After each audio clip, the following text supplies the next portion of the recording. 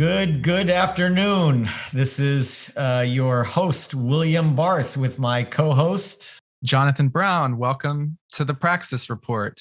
Today we have a very important episode because we're going to be talking about a hot topic, the crisis at the Ukraine-Russian border with the United States and NATO. And both of us have a very keen interest in this issue, as both of us are passionate about the anti-war movement. And we also are watching this issue from many different perspectives, from international law, from the issue of national self-determination, from the issue of NATO and its imperialist ambitions in Eastern Europe. And so we're both going to talk about the current events, the current crisis that's being fought in the Ukraine-Russian border. And we're also going to get into the history of Russia and its relation to NATO, as well as the history of Ukraine and its relation to Russia over the many years and centuries.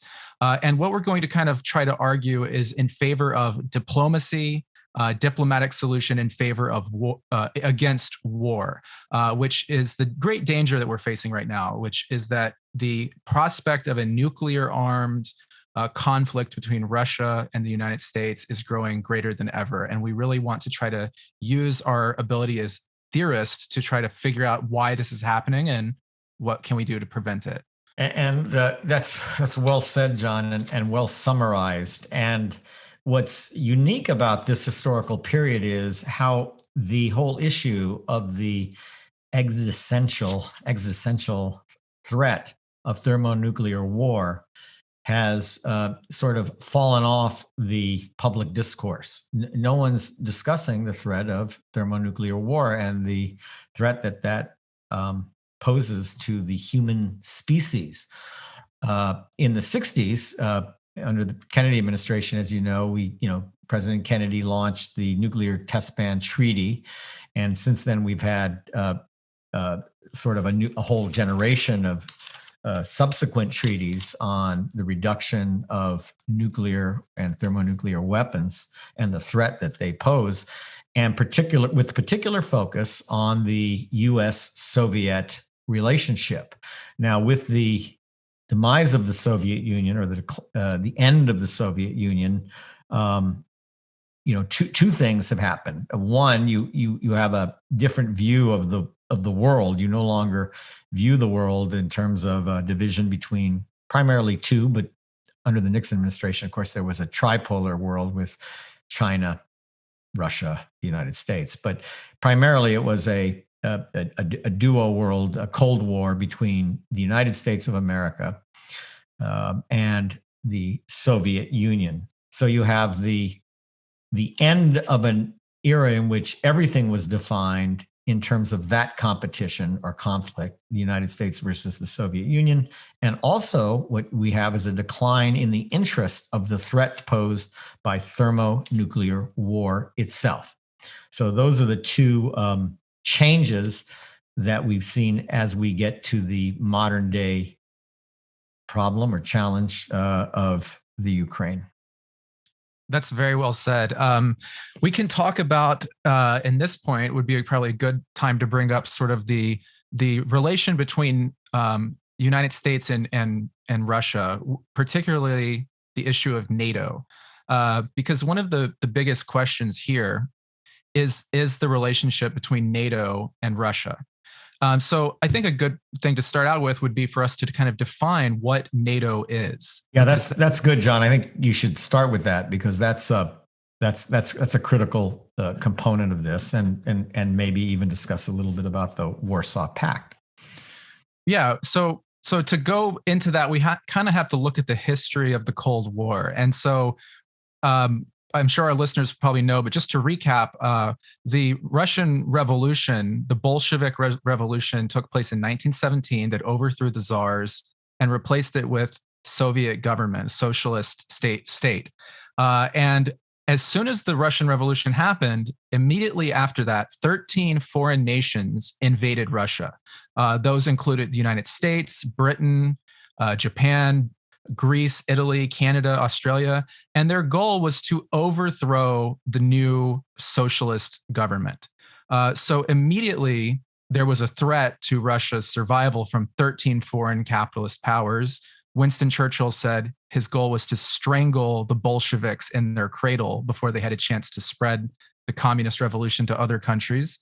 And so this kind of was a kind of background to the kind of current geopolitical situation, which is this polarization between the Western capitalist countries and their military alliance against the Soviet Union and today against Russia. So during World War II, going forward a little bit in the future, the Soviet Union and the British and the United States sort of became allies against the threat of Nazi Germany. And I think this is very important because the Russian people lost, I believe, 20 million people in World War II as a result of the Nazi invasion of Russia. Right. And John, just to insert an historical note, the numbers there are subject to academic scrutiny. And so the numbers of Russians dead as a result of the World War II often rise to the level of 27 million dead. I mean, you have to sort of, I don't like to, focus on stats. Right. What do they say?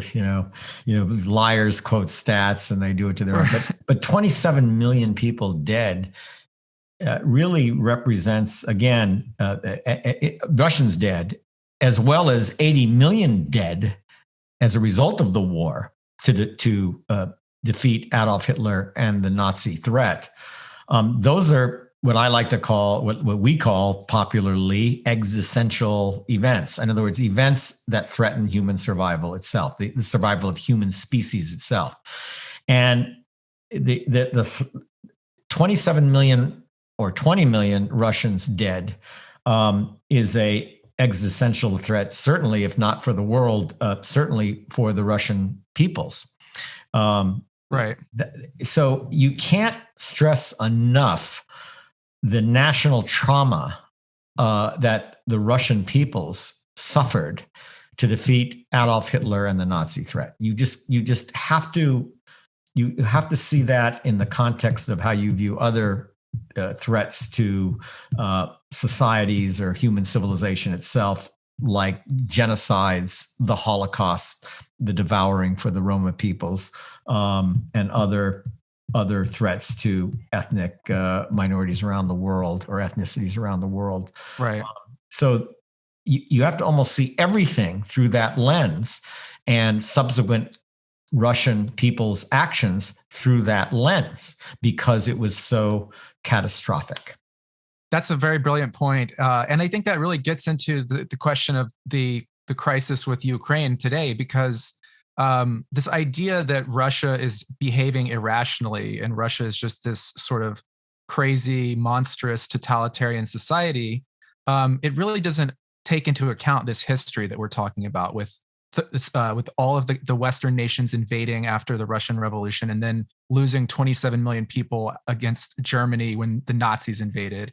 And then after the war ended, of course, the world, as you said, was divided into this division between the East and the West, between the Cold War with Russia, the USSR, and the United States on the other side. And in 1947, an alliance was formed with Western European capitalist countries called NATO, which is really the most significant kind of military alliance up to the present day that's involved in the current crisis. So the goal of NATO overall was to be a sort of military alliance of Western European capitalist states, as well as the United States, against the Soviet Union. And so it was always, its explicit goal was to form an alliance against Soviet Russia, the Soviet Union.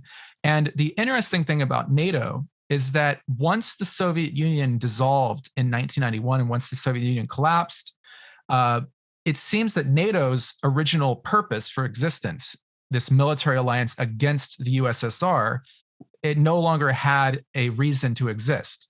However, since the end of the Soviet Union, NATO not only has continued to exist, but has expanded every single year to include over a dozen new countries into its alliance, so that it's continually been pushing further and further across Eastern Europe until it is today, right in Russia's backyard, right on its border. And this, of course, is a very serious issue for Russia because once the Soviet Union was collapsing, the United States in 1991, under the Bush administration, had promised Russia that they would not expand one single inch beyond Germany. And instead of keeping that promise, the United States has, with its ally NATO, has continually pushed its expansion by including more and more Eastern European member states into the NATO alliance, which again is an alliance that is explicit purpose is for a military aggression against Russia, to the point where today the Ukraine is being considered as a member state in the European Union as well as NATO. And that is one issue that for Russia, they consider to be an existential threat to their own security. That is, having a country that neighbors their border join a hostile military alliance against them. Right. It would be almost equivalent again to a hostile military alliance. Let's say the former Warsaw Pact, which is what the Soviet Union formed as a counterbalance to NATO after the end of World War II. Imagine Mexico joining the Warsaw Pact, and that from Tijuana to San Diego, there's just 100 miles or less, 50 miles, hostile Mexican Soviet troops on our border, or Western Pact, troops on our right in Tijuana, positioned. It would be, there would be no question. No one would question the opposition of the American peoples to such an arrangement. Right, and that's I think that's a great analogy because just and to just bring it home for our listeners, like imagine how the United States would react if Russia had formed a military alliance with several countries in South America, and then after decade had continually been adding new countries to this military alliance until Mexico, which is right on the United States' border, was now officially admitted as a member to a hostile military alliance against the United States. We know that the United States would never tolerate this kind of military alliance in what the United States considers their backyard, which is the slogan that the United States always says. They consider Latin America, South America, the whole kind of American hemisphere of being United States backyard. And so this concept that Russia should tolerate an expansion of NATO into its own borders is something that in the Western media in the United States is presented as Russia being belligerent, being irrational, being militaristic and aggressive. But in reality, if you kind of look at the history of NATO and its purpose, we can kind of see that Russia does in fact have a rational reason to fear such a hostile military alliance on their border. Right. And again, looking at it, particularly through that lens that we discussed prior of World War II and the annihilation of some 20 million ethnic Russian peoples as a result of the war on fascism and Nazism. And we might add that there is a part of the Ukrainian self-determination effort includes a strong Nazi component, the Azov battalion, which is getting more and more coverage now. Apparently, there are some close ties between a Nazi militia that's part of the Ukrainian National Guard force or national military force. They're called neo-Nazis, but they're really not neo-Nazis. They're just Nazis, and they have no apologies or they don't intend to hide their Nazism in any respect. The head of the Azov battalion was quoted as saying, their purpose is to, I'm quoting, lead the white races of the world in a final crusade for their survival, in a crusade against the Semite, read Jew, right, led Untermenschen, which are the non-Aryan inferior peoples of the world, Jews and, of course, other ethnic minorities. So this is the Nazi militia, which apparently the U.S. is supporting. But I don't, not to diverge from your discussion, John, but I think it's important to head on, as political scholars would, look at the issue of sovereignty, because that's what the battle is supposedly all about. That Ukraine is a sovereign state, that all sovereign states have the right to their sovereignty and their self-determination, freedom for the fear of being invaded by larger states. This was the basis of World War II. That the powerful German nation invaded European state after European state, first Yugoslavia and Czechoslovakia and Poland and so forth, threatening France, and then ultimately, threatening both bombing the UK and threatening the Soviet Union at the same time, the so-called two-front war. So this is how the issue of sovereignty emerged as kind of a central theme of international law and a nation's right, or a people's right, to self-determination in the form of statehood. You had all of these ethnicities in Europe, that sought self-determination and statehood. Again, Poland, Czechoslovakia, former Yugoslavia, Croatia and Serbia and so forth, Kosovo,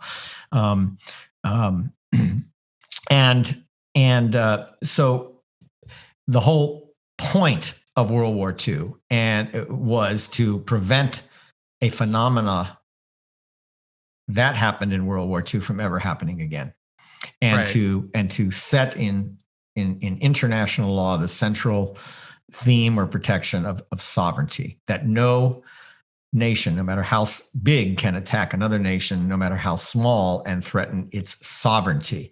Now, that is the international law principle at stake here. And just again, to sort of cement the notion as an international law point, the United Nations Charter mandate, sort of not, I don't like the word mandate, because international law is not a mandatory type of law. It's sort of a persuasive law.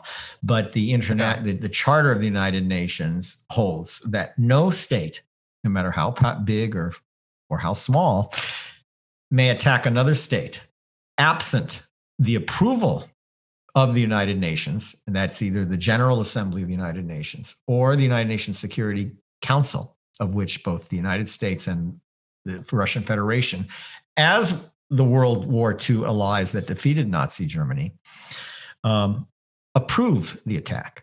Or in the alternative, if the state needs to fight for its self-defense. In other words, if the state itself is under attack. So if the United States is under attack, or Poland is under attack, or Yugoslavia is under attack, those states can launch offensive military operations without UN approval. Right. That's the law. So I'm just setting that up as the framework. And we do have to remember that the Soviet Union did have control over all of these sort of states throughout Eastern Europe, which is what the Cold War was over. Yugoslavia, Czechoslovakia, Hungary were all under the sphere and control of the Soviet Union.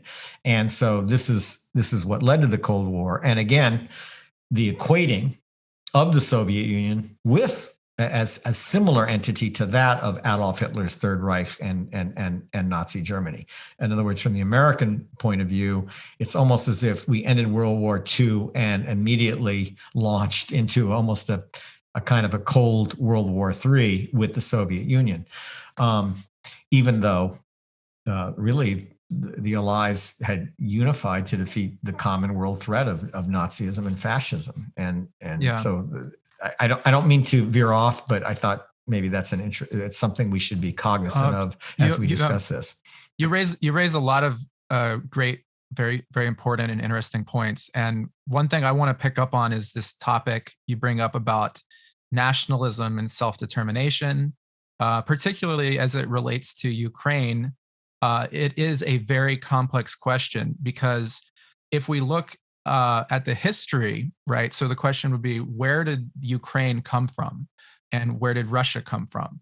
And as it turns out, both Russia, Ukraine, as well as Belarus are all historically part of the same ancient medieval kingdom, which is known as the ancient Kievan Rus, which is why Russia is called Rus, Russia, Belarus, the Rus, which is an ancient medieval kingdom in the 9th century. And all three of those present day states originated as basically the same society, the same kingdom.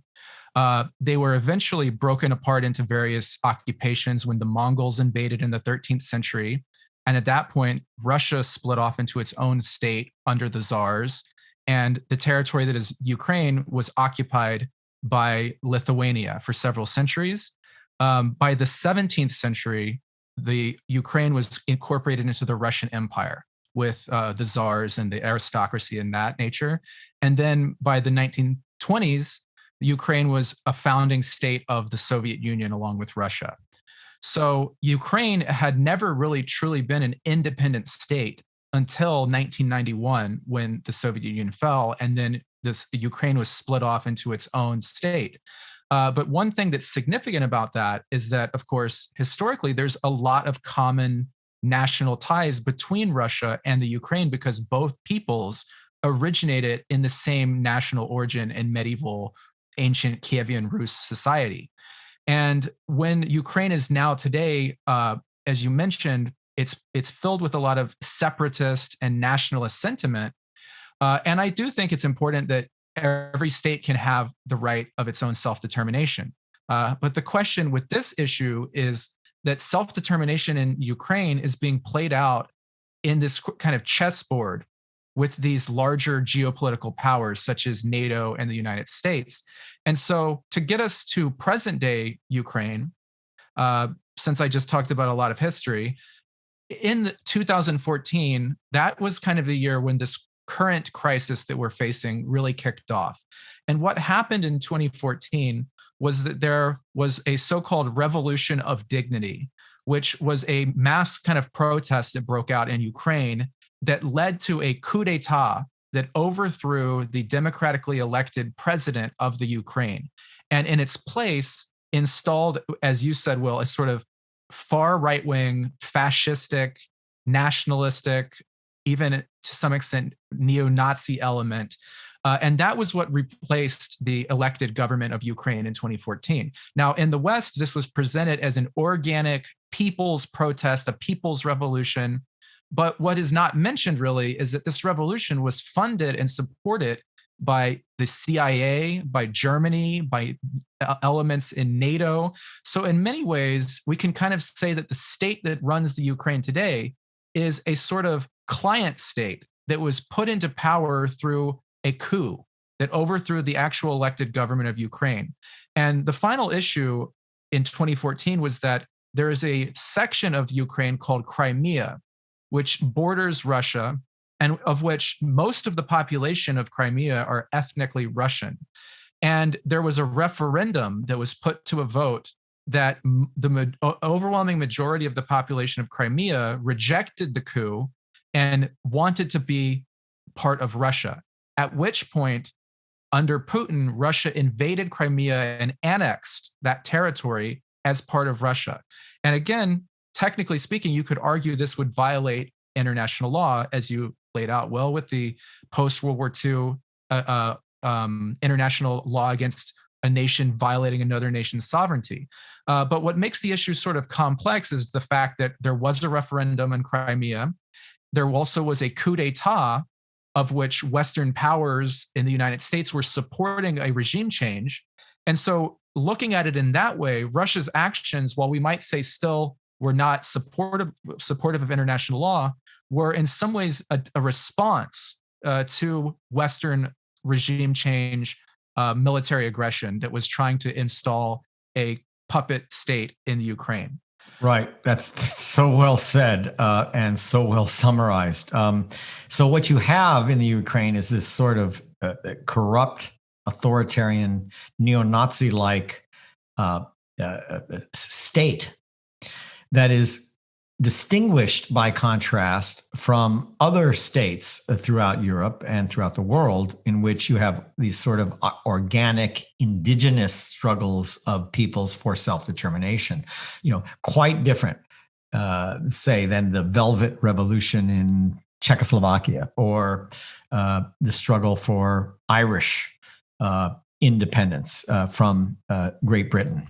Right. So it really a kind of indigenous revolt that just kind of financed and supported by the CIA. That's a part of the Cold War, and you see that embodied in the state itself: corruption, authoritarianism, Nazism.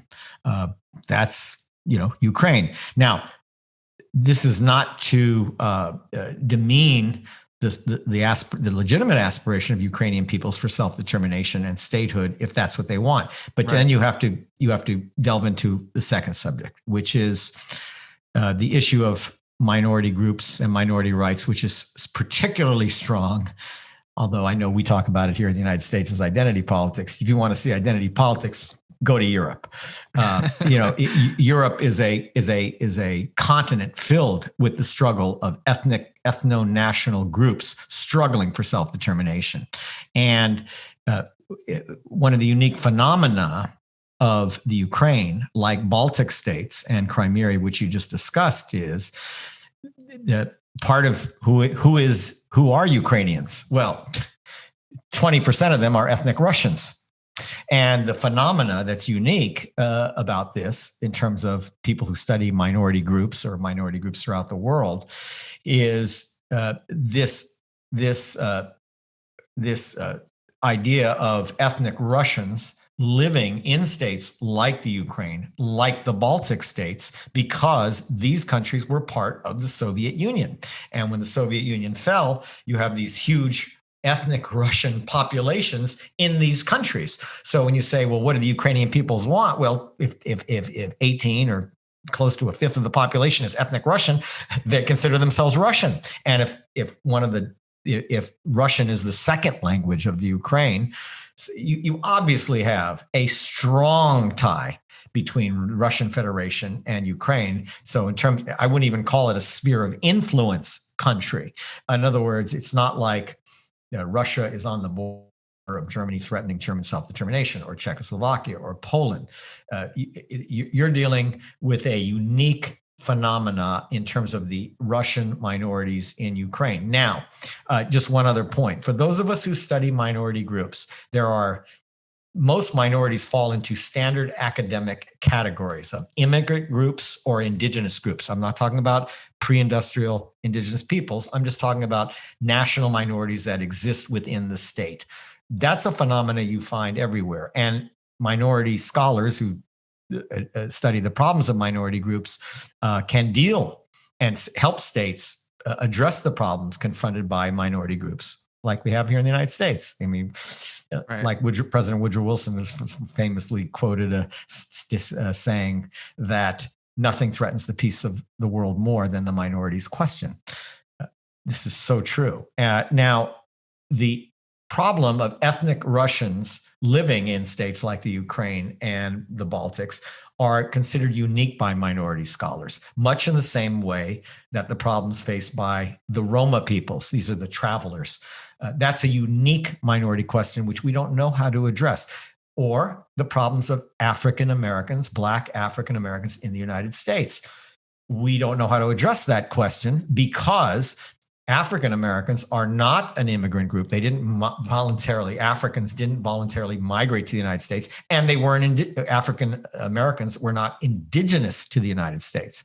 So these three minority groups, African Americans, European Roma, and ethnic Russians living in Baltic states and places like the Ukraine, are truly unique situations which we don't know exactly how to address and how to deal with. And I didn't mean to take us off the subject, but I wanted to point that out. No, that's perfect. And I think, I do think it's very important discussion, and I appreciate your insight as a international law scholar on this question. But my kind of thinking about this issue is that even the question of Ukraine's national self-determination is really, like I said before, it's being used as a political pawn on the chessboard. And so I think we should probably also talk about what the larger geopolitical goals of NATO and the United States are in their support of Ukraine, because in their words, right, the United States, Joe Biden, for example, has said that he supports Ukraine because he thinks it's against international law for Russia to aggressively violate a country's sovereignty. But if we really take Biden at his word, look at what NATO has done and look at what the United States has done in the last 20 years. NATO violated the sovereignty of Libya and overthrew Gaddafi's government and turned Libya into a failed state.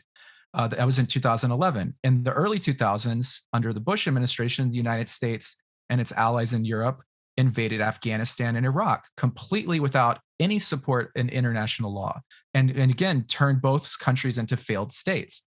So NATO and the United States do not truly care about a country's national borders or its sovereignty or its self-determination. So a bigger question then we should talk about is, why is the United States interested in this? What are its goals here? Yes, and just to kind of put a period on that fine point, this problem of self-determination and sovereignty and the relationship of ethnic groups and states is confronted by just about every country in the world. We have the United Kingdom, for example, using military force against Northern Ireland and stationing British troops in Northern Ireland. Why aren't we at war with the United Kingdom over the threats posed by the United Kingdom's actions against the Republic of Ireland? Particularly Northern Ireland. You have the Catalan peoples of Spain threatened by the Spanish government. You have the Basque in France. You have the Sami in Sweden. I mean, you have this question.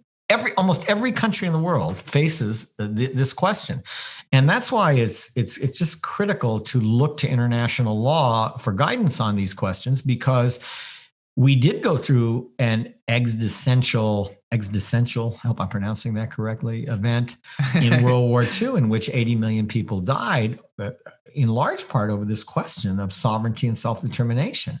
And we have now a kind of a recognized international law on how to address these problems. And again, to look to law, there's not much question about it. The United Nations has the legal authority to dictate what actions the international community should be taking with respect to Ukraine. If we believe in international law and the rule of law, then that's what the United Nations should do. Now, it is true that on the United Nations Security Council, the Russian Federation, as an ally of the United States of America in World War II, has veto power over any action that the Security Council takes, as does the United States have veto power over any action. And that is the way the United States of America and the American peoples set international relations post-World War II to prevent World War III and an event that could obliterate the human species itself. That's what's at stake here. Right. So that's the way Americans wanted it. That's the way Americans set it up. That's the way Americans established international law. And why in the world aren't we following the law? These are not complicated questions. These are questions that the UN Security Council and the United Nations are totally capable of addressing in unity. Yeah, and I think we should really kind of get into a little bit about the domestic political considerations regarding why, in particular, why now is the Biden administration pushing for war against Russia? And I think quite a few issues are at stake that we need to bring up. So, for example, in the 2016 election, there was a lot of claims being made by the Democrats that the reason Donald Trump won the election was because of election was rigged by Russian bots, and that somehow either Russian spread disinformation, or somehow Trump was a puppet, a Manchurian candidate that was a puppet of Vladimir Putin. And so this whole conspiracy is called Russiagate, and it really infected the minds of Democratic Party. The mainstream media, the corporate media like the New York Times, were absolutely hysterical in blaming Russia and Putin for Donald Trump. And it got even worse during the Trump administration when Donald Trump criticized NATO and made comments about questioning, why does NATO even exist? And he made a sort of kind of some speculative comments about needing to be more diplomatic and working together with Putin rather than being aggressive with Putin. And those kind of drove the Democratic Party, as well as the military industrial complex and the media, that drove the media into a hysteria. And so among liberal voters in the United States, there's a sort of widespread Russophobia, a sort of anti-Russian resentment that is almost kind of harkened back to the level of the Cold War. This whole hysteria that the Russians are coming, they're going to install Trump, they're rigging the elections. And so that kind of set the stage, in my view, for how Biden is kind of selling this war. But another factor I would say is just that there's a huge social crisis going on in the United States with coronavirus. The United States is basically falling apart. It's turning into a failed state with its, almost 1 million people dead from the coronavirus. The economy is in shambles. There's mass inflation, and so Biden is kind of redirecting a lot of social unrest, social anger towards, a war against Russia. It kind of would serve the purpose of creating a sort of national unity if he can rally the public's anger, not at the capitalist class, but towards this foreign enemy. So that's kind of perhaps one reason why the Biden administration is doing what it's doing. Yeah, it's so well stated, John, and it's not, doesn't just harken back to the Cold War. It continues the Cold War, and I think if you buy into, even if you don't buy into, if you just look at the effect of defense contractors who benefited from the Cold War, Rockwell and Lockheed Martin and all of the defense industry, and this whole so-called military-industrial complex that President Dwight Eisenhower warned the American people about. The downfall of the Soviet Union really left a void in the military-industrial complex's sort of rationale for existence, because the Soviet Union provided a true international threat that was global and required American arms, to meet the challenge of the threat posed by the Soviet Union. With the downfall of the Soviet Union, that disappeared. And even though there's been the emergence of the threat of Islamic terrorism and so forth to sort of fill the void, and these sort of proxy wars in Iraq and Afghanistan against so-called international Islamic terrorism, there really is nothing that is substituted for the threat posed by the former Soviet Union. So what's clearly happening is an effort to resurrect the threat of the former Soviet Union, or the current day Russian Federation, and the Russian peoples. And again, as you point out, I mean, there's just been nothing to show that any of these Russophobic charges, Russiagate, is true. There's just been nothing. It's almost created out of whole cloth. It's like a false creation of a public hysteria that is not reminiscent of the Cold War, but it exactly mirrors the Cold War. And why the Russian Federation is not part of the European community, and why the Russian Federation is not part of NATO, it does not make any sense whatsoever. The Soviet Union has fallen. The Russian peoples are, it's one of the largest, it's probably the largest nation in Europe or Eurasia.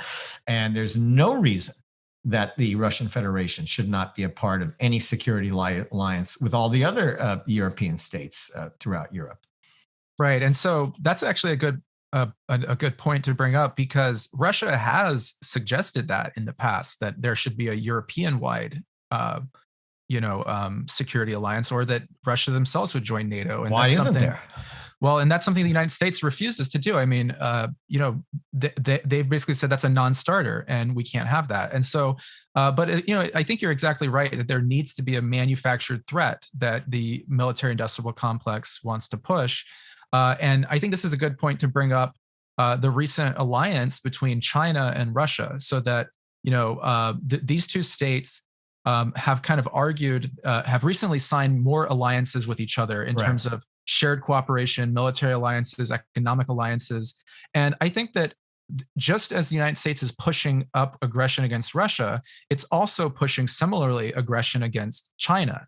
And Biden is also making similarly warlike statements and threats against China. And the fact that Russia and China are strong states that are both have nuclear weapons and are both military and economically powerful is a threat to the hegemony of the United States of being the world's sole superpower.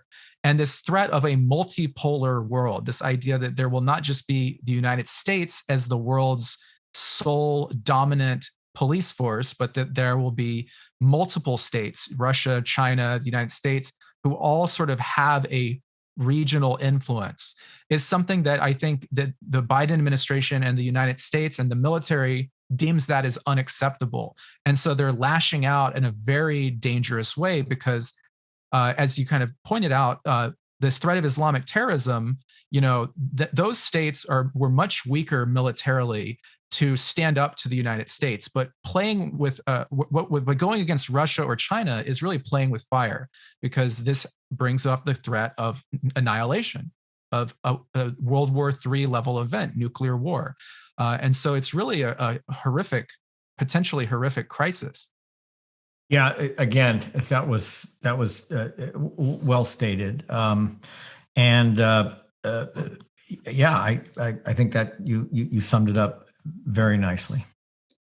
I guess the one thing I would also add is that there's an economic component to the issue with Russia as well, because Russia's perhaps a very powerful, I think maybe the first or second most significant energy exporter for European energy sources. So, natural gas and oil are a major export that the Russian economy is built on. And so countries like France and Germany and Western European countries depend on Russia for its energy needs. And if Biden is successful in slapping sanctions against Russia, then that will restrict Russia's energy output. And then Germany, France, and the European countries will be forced to get their oil and gas from either the United States, where it's done through fracking, or through these states in the Middle East. And so I think another component is that what the United States would like to see is Russia to be economically weakened, and for Russia to be resorted to kind of semi-colonial status, where it will be broken apart, surrounded on all sides by hostile military powers, and will not be able to pose any sort of threat to the United States' dominance over world affairs. Right, and that's something the Russian peoples will never accept after going through what they went through to join with Americans to defeat Nazi Germany in World War II, and losing 27 million people in that effort, while the United States lost under 500,000. More people died of coronavirus than in World War II. But just to go back, not only does it harken back or just resurrect the entire Cold War against both the Russian Federation and the People's Republic of China, but this really goes to something we stress here in the Praxis report, which is the problems of the Democratic Party and the Democratic Party leadership, because the Democratic Party have, since the 60s and really since the end of World War II, proven itself to be a war party. There's just no question about this. From President Johnson and the war on Vietnam, through President Clinton and Obama's, and with their respective wars, both in Europe, in Clinton's case, in in Kosovo and the former Yugoslavia, and Obama's so-called surge in Afghanistan, in which he escalated the war on the Afghan peoples, which the United States lost, and the United States was defeated and cut and ran, as you see that, as we saw that de-escalation and withdrawal from Afghanistan, much in the same way we ran from Vietnam. The United States defeated by powers, the Vietnamese peoples, the Afghan peoples, who are really the Pashtun peoples of Afghanistan. These were some of the most impoverished countries in the world, people who fought wars on horseback, who fought wars with bows and arrows, defeating the United States military in both cases, defeating the United States military in Vietnam, defeating the United States military in Afghanistan. And it's absolutely incredible that after the end of World War II, that the United States should be totally defeated in this way, showing that really, I think the lesson learned, that we're always fighting on the wrong side. Why are we fighting? Why are we fighting to subjugate the Pashtun people of Afghanistan? Why are we fighting to subjugate the Vietnamese people, who were a colonized people? Under French Indochina, under French colonial control.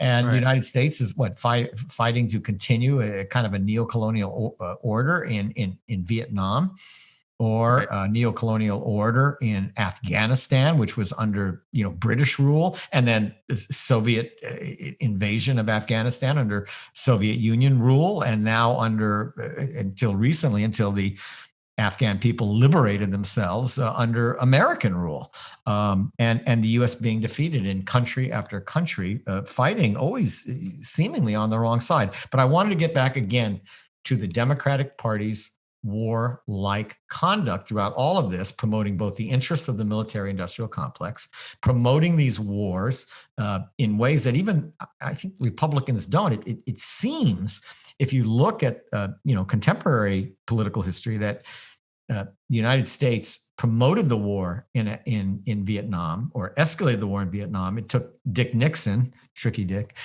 to sort of come up with a plan to end the war in Vietnam.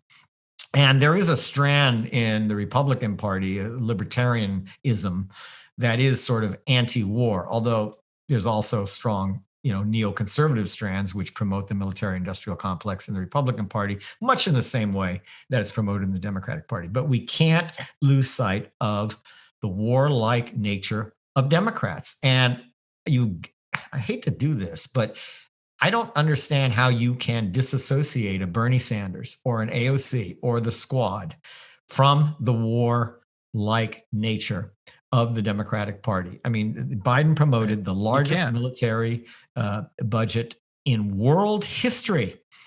And I hate to use this term, for people like the Squad or AOC or Bernie Sanders to sort of get in bed with the Democratic Party on this issue and support the Democratic Party and urge votes for the Democratic Party, who are promoting this pro-war insanity that threatens human survival itself, is just unacceptable. It's unacceptable. And we have got to create, and I think that's the purpose of our enterprise here at the Praxis Report, we've got to create a different political paradigm that people can operate in to resist this insanity, which is what it is. Anyway, that is very well stated. I think that's a great note to end on for today's episode. But that's our goal here. We're trying to create an alternative to the insanity of the existing order. So thank you guys for listening.